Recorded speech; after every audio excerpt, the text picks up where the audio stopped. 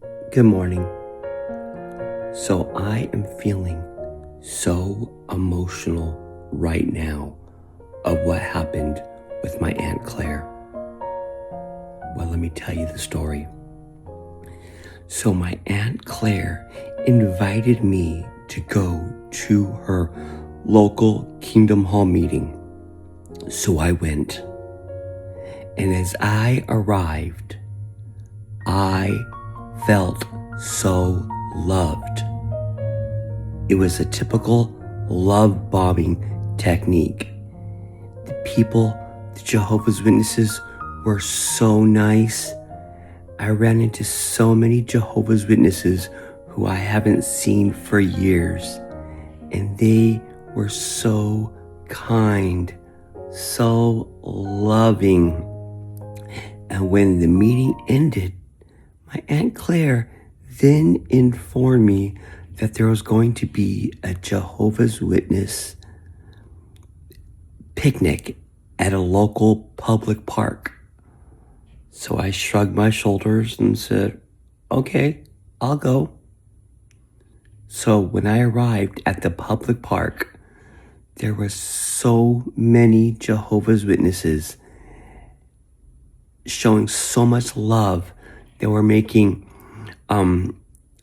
grilling hot dogs and hamburgers, and people were bringing in homemade egg salad and potato salad.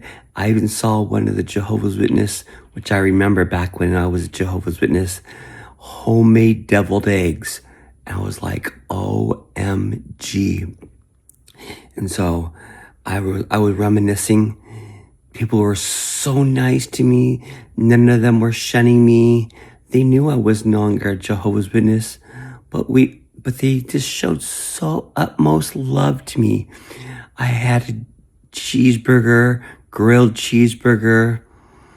What I used to remember when we had these Jehovah's Witness public park picnics, and I ate their homemade potato salad and egg salad, and man, I gorged their homemade deviled eggs.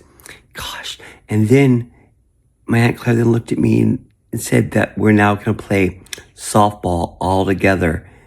Jehovah's Witnesses playing softball. So man, the love and the fun that I had reminiscing things what Jehovah's Witnesses used to do when I was one of them. Man, it brought back so much memories. And then when the picnic was about to end, the softball ended, all the Jehovah's Witnesses started packing up all their food and leaving.